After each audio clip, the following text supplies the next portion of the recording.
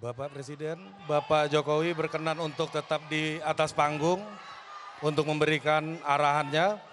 Ketua relawan kami persilakan untuk kembali ke tempat. Baik, dan Bapak Ibu selanjutnya kita akan simak bersama sambutan dan arahan politik dari Presiden Republik Indonesia Bapak Joko Widodo.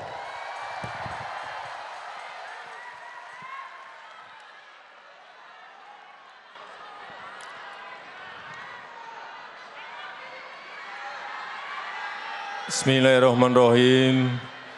Assalamualaikum warahmatullahi wabarakatuh.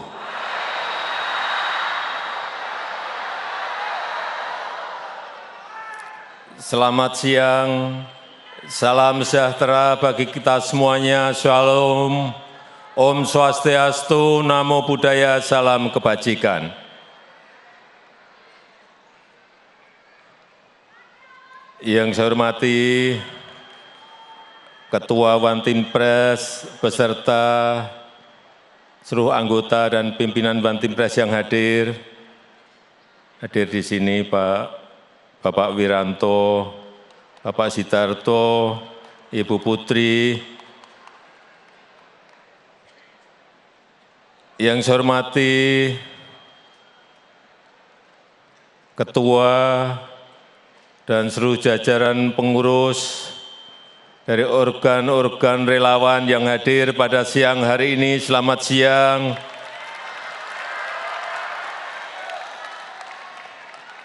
Yang saya hormati Dewan Pengarah, Bapak Andi Gani, penanggung jawab Musra, Bapak Butiari, Ketua OC, Bapak Panel Barus, yang saya hormati Gubernur DKI Jakarta, Bapak Heru Budi, yang saya hormati ketua partai dan sekjen partai yang hadir, Bapak Ibu sekalian, saudara-saudara sekalian yang saya hormati dan yang saya banggakan, seluruh relawan Jokowi. Biar adil saya nengok ke sana gantian.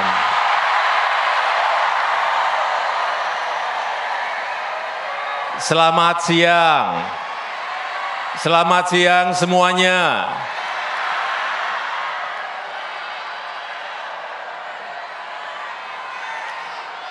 Hari ini adalah puncaknya musra, puncak musyawarah rakyat Indonesia. Saya ingat dulu pertama kali diadakan di Bandung di bulan Agustus tahun 2022. Dan saya hadir saat itu. Dan saya tahu motivasi apa diadakannya musra ini. Karena sudah dilakukan 29 kali di lokasi provinsi-provinsi yang berbeda dan bahkan sekali di Hong Kong.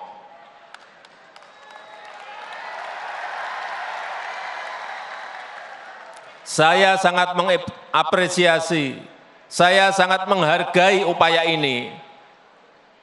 Saya tahu saudara-saudara semuanya ingin merawat demokrasi di akar rumput. Kita ini ingin merawat demokrasi di akar rumput.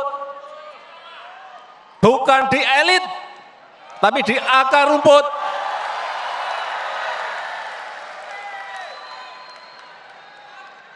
Saya tahu saudara-saudara semuanya ingin menyerap aspirasi rakyat, benar. Siapa sih yang diinginkan rakyat? Jangan sampai keliru.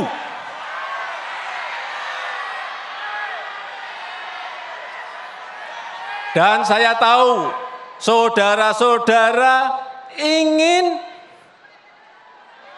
mencari, ingin menemukan capres dan cawapres yang benar dan tepat.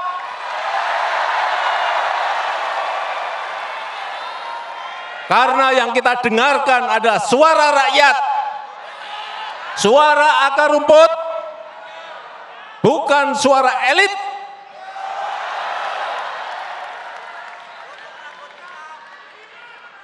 Kenapa ini dilakukan? Kenapa musrah ini dilakukan? Karena kita semuanya cinta negara ini. Karena kita semuanya cinta bangsa ini.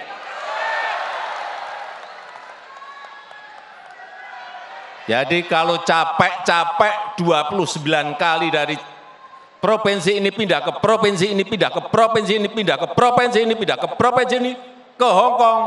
Kenapa capek-capek? Ya karena tadi. Benar? Oleh sebab itu sekali lagi saya sangat menghargai, saya sangat mengapresiasi kegiatan musrah yang dilakukan oleh para relawan Jokowi ini. Saya kembali menengok ke sana.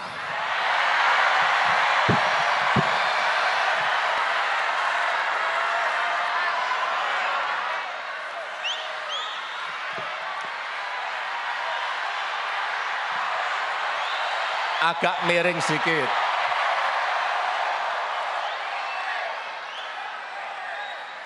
Bapak, Ibu, dan saudara-saudara sekalian yang saya hormati, negara ini adalah negara besar. Negara ini adalah negara besar, bangsa ini adalah bangsa besar. Penduduk kita sekarang sudah 280 juta, kurang lebih.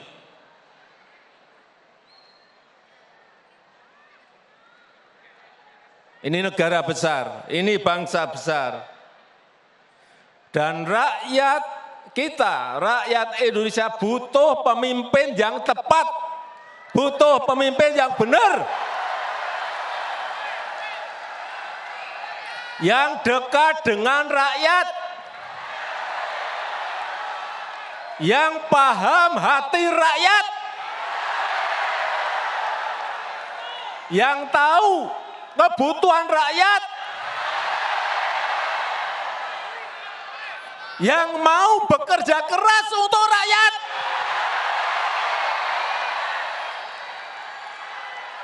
Itu yang dibutuhkan. Dan pemberani, yang berani, pemberani demi rakyat.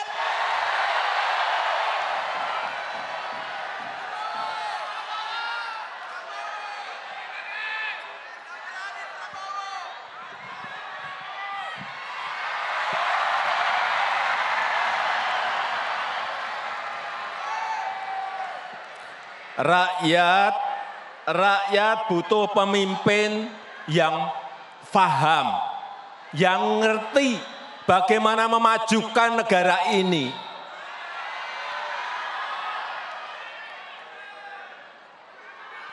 Karena pemimpin itu harus paham dan tahu potensi serta kekuatan negara ini, kekuatan bangsa ini apa. Dia harus ngerti, dia harus tahu.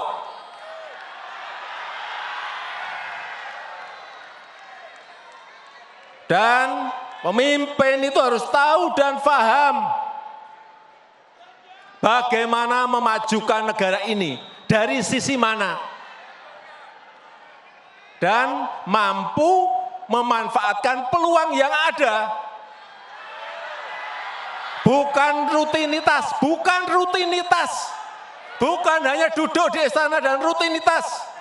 Bukan hanya duduk di istana dan tanda tangan, bukan itu. Dia harus tahu bagaimana membangun sebuah strategi negara, strategi ekonomi, strategi politiknya harus ada semuanya. Karena kita berhadapan dengan negara-negara lain. Karena kita bersaing dengan negara-negara lain, kita berkompetisi dengan negara-negara lain.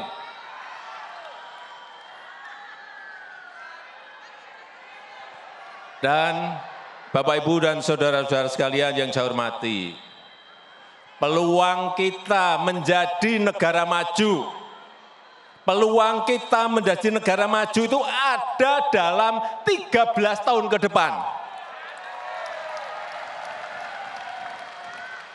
Ini disampaikan oleh para pakar dalam negeri maupun luar. Kesempatan kita itu hanya ada di 13 tahun ke depan ini. Karena bonus demografi kita akan muncul di tahun 30-an. Dan dalam sejarah peradaban negara-negara yang saya lihat, memang kesempatannya hanya sekali. Kesempatannya hanya sekali dalam sejarah sebuah peradaban bangsa. Begitu kita keliru memilih pemimpin yang tepat untuk 13 tahun ke depan, hilanglah kesempatan untuk menjadi negara maju. Hati-hati mengenai ini. Hati-hati. Sejarah, saya pelajari, sejarah di Amerika Latin, tahun 50-an, tahun 60-an, tahun 70-an, mereka sudah berada di posisi negara berkembang. Sudah masuk ke middle income. Tapi sudah 60 tahun, sudah 50 tahun, mereka tetap menjadi negara berkembang. Karena apa? Tidak bisa memanfaatkan peluang yang ada saat itu. Dan mengejarnya lagi sudah tidak ada kesempatan lagi. Ini juga akan terjadi di negara kita.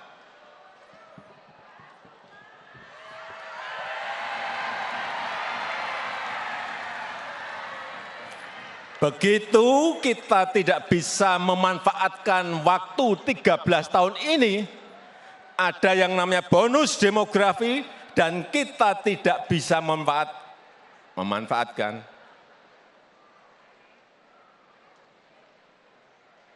Ya, kita akan menjadi negara berkembang terus.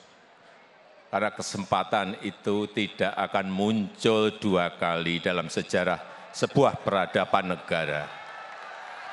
Oleh sebab itu, sekali lagi,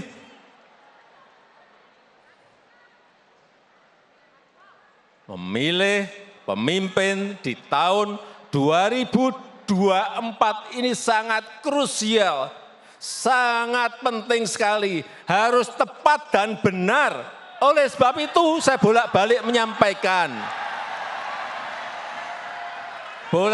Saya menyampaikan, jangan gerusa-gerusu. Jangan tergesa-gesa. Karena begitu keliru, kita tidak bisa minta kembali lagi. Enggak bisa. Sekali lagi, dan sekarang kita tahu keadaan dunia, ketidakpastian global, sampai diperkirakan sampai 5-10 tahun yang akan datang, itu akan masih terjadi.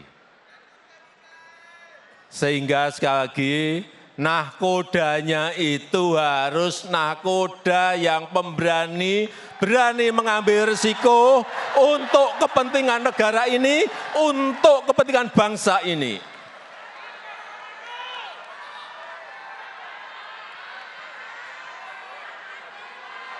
Kita tahu,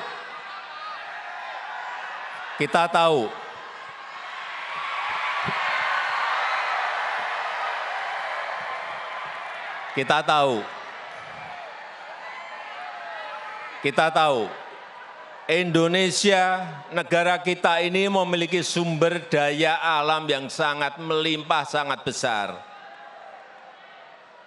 Bukan hanya urusan tambang, bukan hanya bahan-bahan mineral, tambang, bukan.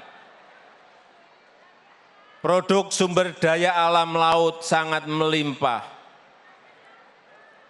komoditas pertanian, komoditas perkebunan juga semuanya melimpah. Tetapi bertahun-tahun selalu kita ekspor dalam bentuk bahan mentah. Ini kekeliruan yang tidak boleh kita ulang lagi. Pemimpin yang akan datang harus berani mengindustrikan bahan-bahan mentah itu. Sehingga hilirisasi itu harus dilakukan apapun resikonya. Sekarang kita baru digugat oleh Uni Eropa. Baru satu urusan saja. Nikel digugat. Padahal bahan mineral kita, bahan tambang kita bukan hanya nikel, ada tembaga, ada timah, ada batu bara, ada boksit. Apakah kita mau berhenti karena digugat Uni Eropa? Kalau pemimpinnya tidak berani, pasti mundur minta ampun. Digugat mundur langsung minta ampun. Ya itu enggak, jangan bermimpi negara ini menjadi negara maju.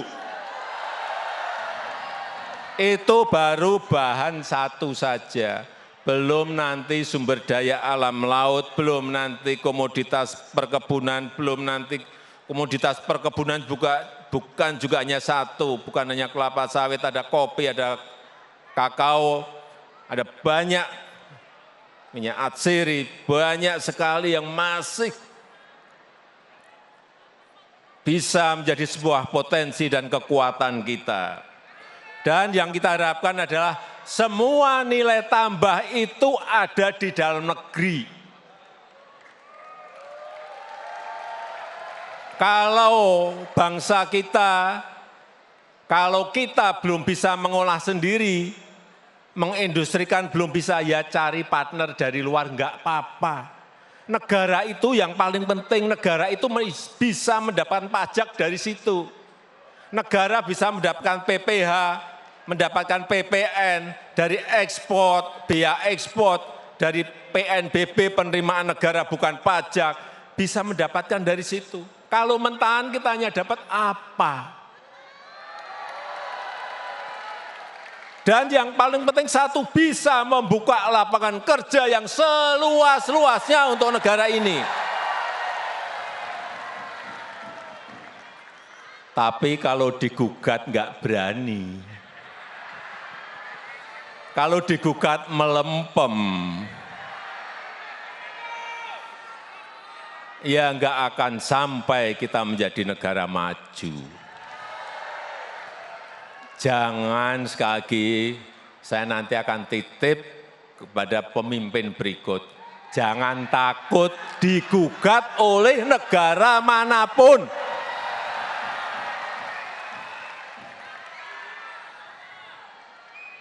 Kalau digugat ya cari pengacara, cari lawyer yang terbaik agar gugatan kita menang. Tapi tahun kemarin, gugatan kita kalah.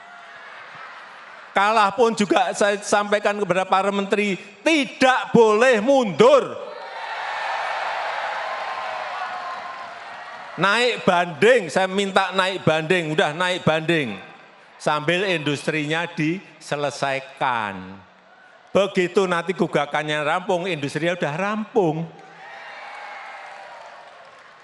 Artinya sudah bisa mengolah bahan mentah menjadi bahan jadi. Itu yang namanya strategi negara, ya seperti itu, bukan rutinitas. Belok lagi.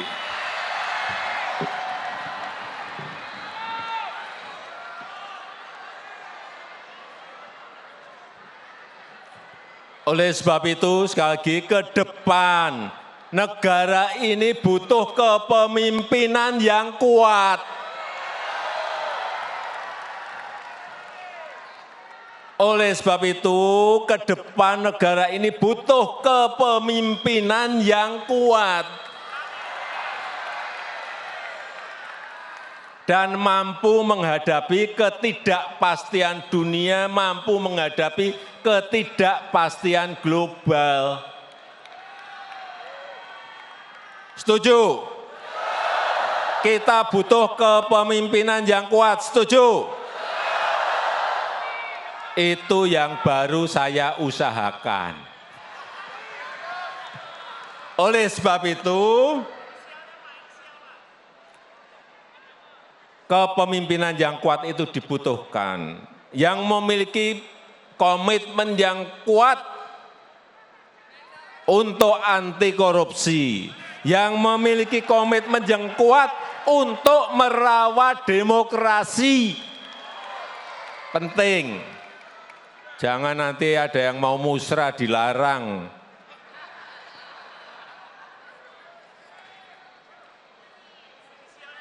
Inilah yang dibutuhkan oleh negara kita ke depan.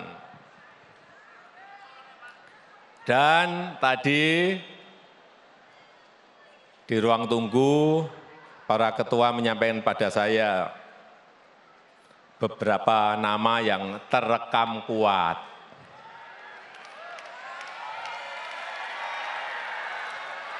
Saya sudah mendengar, tapi saya ingin resmi, tadi yang disampaikan oleh Pak Panel Barus itu resmi, belum saya buka. Belum saya buka.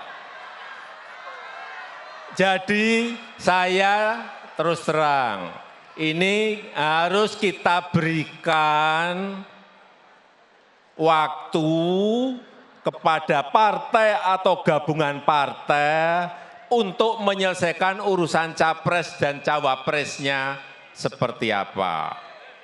Kemudian dari yang disampaikan oleh tadi Pak Panel Barus, saya akan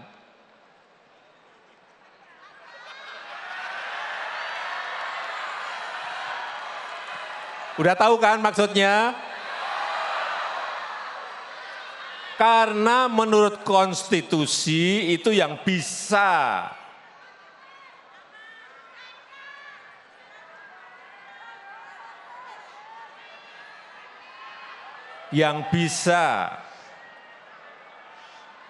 mencalonkan itu adalah partai atau gabungan partai. Betul?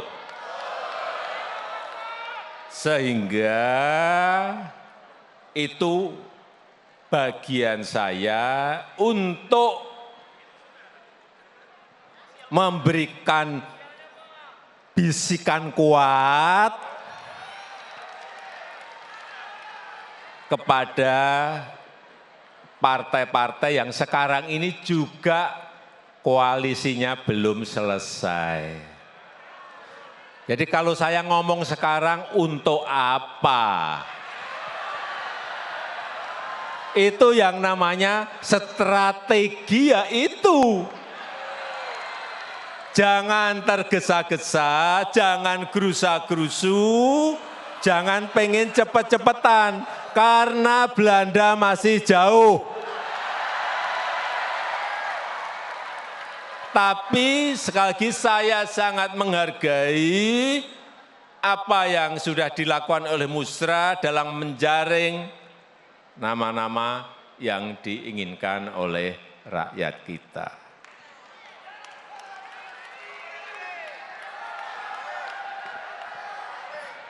Terakhir, saya sangat bangga bahwa seluruh relawan, saudara-saudara semuanya masih solid dan kompak.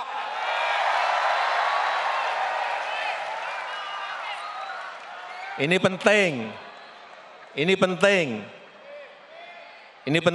karena kalau kita nggak solid dan kompak, kita ini akan dilecehkan, tahu?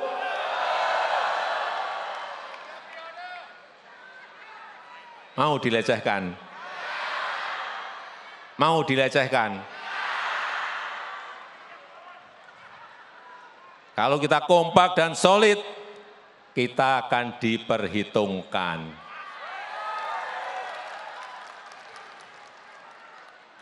Setuju? Setuju?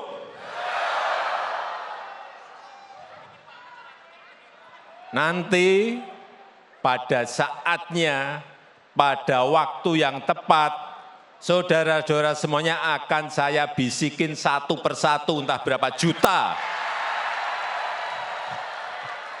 Bisikin satu-satu nanti. Ya, saya rasa itu yang ingin saya sampaikan. Terima kasih, selamat siang. Wassalamualaikum warahmatullahi wabarakatuh. Merdeka! Terima kasih.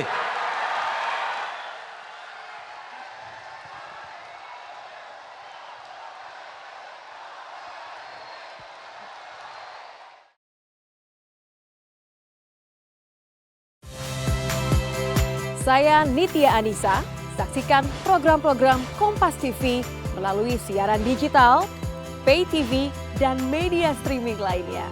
Kompas TV, independen, terpercaya.